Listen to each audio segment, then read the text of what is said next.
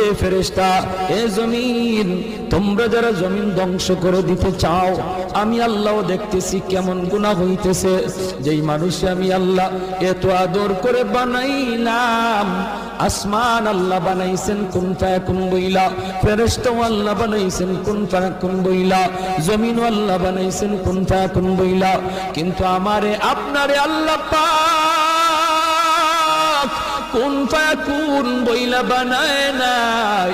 আমাকে আপনাকে যখন আল্লাহ বানাইছে, খালাকতু বিয়াদাইয়া, আল্লাহ বলে আমি আমার নিজের হাত দিয়া বান্দা বান্দিরে বানাইছি।